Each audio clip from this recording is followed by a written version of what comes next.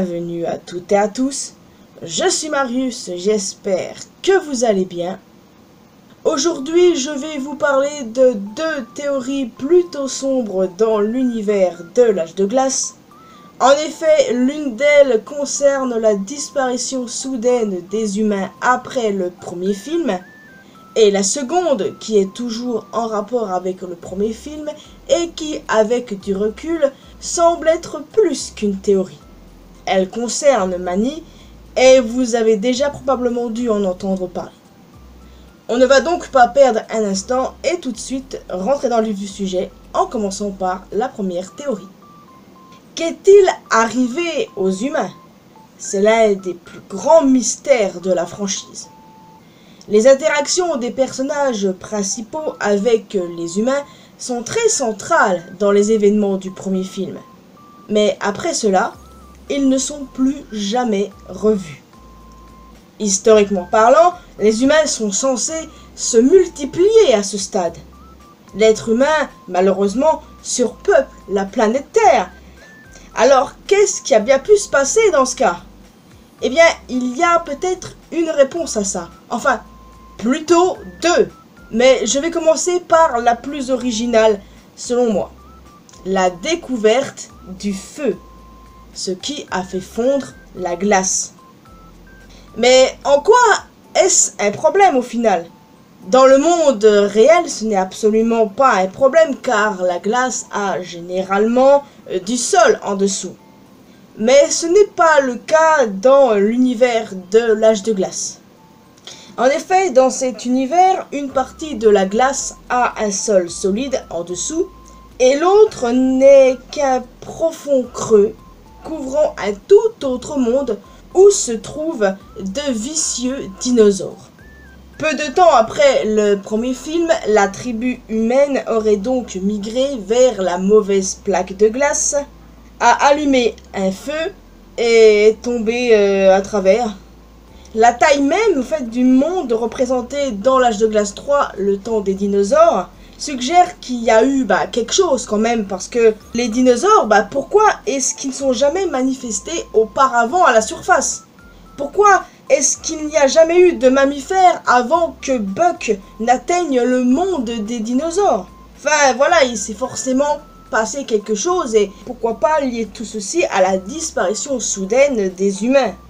Je veux dire, bon, c'est peut-être bancal, il n'y a pas de réelles preuves à tout ceci, je vous l'accorde, mais peut-être qu'ils sont la raison de pourquoi le monde des dinosaures revient si soudainement dans l'âge de glace 3, alors qu'auparavant, ils ne se sont jamais manifestés, quoi. Et à un moment, on parle même de l'extinction des dinosaures. Dans l'un des films, je ne sais plus si c'est dans le premier ou dans le deuxième, mais voilà, il s'est passé quelque chose, clairement, pour que le monde des dinosaures soit accessible aux mammifères et qu'ils puissent atteindre la surface. Donc, voilà, c'est peut-être l'explication. Mais après, ils ont peut-être simplement succombé au froid. Ça marche totalement aussi, hein. Parce que quand ils sont tombés dans le monde des dinosaures, ils ont dû passer un sale quart d'heure. Et s'ils ont succombé au froid, c'est horrible, mais qu'est-ce qu'il y a de pire? Mourir dévoré par des dinosaures ou bien être mort de froid? Je vous laisse méditer là-dessus. Mais en tout cas, il est très possible aussi qu'ils aient succombé au froid. Mais comme je voulais aller dans une explication plus originale, alors... Dans l'univers de l'âge de glace, les humains est une espèce éteinte après le premier film, alors que les animaux, eux, vivent tranquilles leur vie. Exactement, c'est l'inverse qui s'est passé. Cette théorie est en soi triste parce qu'elle implique la mort du bébé de l'âge de glace 1. Et c'est horrible vu comme ça, totalement. Mais après, le seul humain qu'on rencontre, c'est le Père Noël dans le court-métrage de l'âge de glace en rapport à Noël. Donc je ne sais pas trop comment expliquer ça, canon ou pas canon, enfin whatever, mais bon, en excluant ceci, c'est quand même bizarre qu'on n'ait pas revu les humains, parce que il est clair que depuis le premier film, ce qu'on attendait c'était de les revoir dans le 4e, dans le 5e film, sauf qu'en fait rien du tout. Donc avec le 7e film qui est prévu du coup... Je ne sais pas pour quand, peut-être qu'on aura l'occasion de les revoir. C'est très possible. Ils ne sont plus mentionnés ou quoi que ce soit. Enfin, si ils étaient éteints, quelqu'un l'aurait bien dit, non? Enfin, je ne sais pas. Mais à l'heure actuelle, je pense que l'espèce humaine est éteinte à 100%. Et on verra bien du coup si un jour on aura une réponse, et c'est très dommage qu'on n'en ait jamais eu. Il est maintenant temps de passer à la seconde théorie. Et si Manny voulait se suicider au début du premier film? Dans le premier film, Manny ne suit pas le troupeau migrant et se retrouve au bord d'une falaise avant que Sid ne débarque, chassé par 2 rhinocéros. Selon des fans, Manny voulait mettre fin à ses jours. Glauque, n'est-ce pas? À travers le film, nous voyons que Manny est amer et impitoyable, et nous finissons plus tard par apprendre que sa famille a été tuée par les humains. Ouais, encore eux. N'ayant plus rien à perdre, il n'a pas suivi le troupeau, alors qu'il aurait très bien pu le faire et chercher l'isolement par exemple. Mais il n'a rien fait de tout ça, il est parti dans le sens inverse pour se suicider.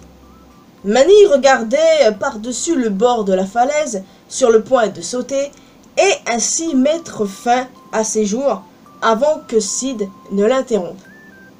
Un moment très très sombre les amis, oui. Et j'irai même plus loin les amis. La famille de Manny est morte au pied d'une falaise. Et si il s'agissait de la falaise au début du film?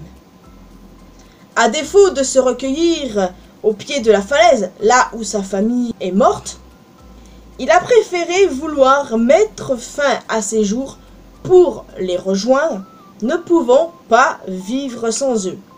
Et puis, à ce moment-là, à ses yeux, il est le dernier mammouth, alors il n'avait plus rien à perdre, clairement. Et on peut dire merci à ce bon vieux Sid qui est intervenu juste à temps, parce que sinon, quick Manny. À ce stade, je pense que c'est plus qu'une théorie. Je pense même que c'est un fait. Manny, planté là, au bord d'une falaise, un mammouth dépressif après la mort de sa première famille. Désolé, mais il y a des éléments qui ne trompent pas, hein. Alors oui, c'est très sombre, mais je pense que vous avez l'habitude maintenant sur ma chaîne, hein. Et puis, vous savez, les théories sombres, glauques, etc., ça existe depuis la nuit des temps. Pour ma part, je pense qu'effectivement, Manny a voulu se suicider. Un fait avéré selon moi. Et je pense que les humains ont simplement succombé au froid, ou bien qu'ils sont effectivement liés au fait que le monde des dinosaures soit à découvert. Je vous laisse méditer là-dessus, mais bien évidemment, je ne détiens pas la vérité absolue. C'est même pas sûr qu'on ait un jour une réponse à cette question. Donc par exemple, si on les revoit dans le 7e film, tout va bien et j'avais tort. Parce que vraiment, j'ai très envie de revoir le bébé du 1, moi. Mais s'ils sont morts, ben là, ça va être compliqué. Et quant à la théorie sur Manny, je le redis, pour moi, c'est un fait avéré.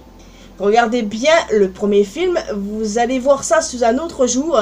Et très clairement, quand j'ai entendu parler ça, je me suis dit, ah putain, c'est vrai quoi. C'est horrible de se dire ça, mais croyez-moi, bah voilà, il y a des choses qui ne trompent pas. Il est donc déjà temps pour moi de vous laisser ici les amis, j'espère que vous avez apprécié cette courte vidéo où je vous parle de 2 théories assez sombres de l'univers de l'âge de glace. En effet, c'est un univers que j'aime énormément, le 6e film avec Buck, je pense que ça a gâché absolument tout.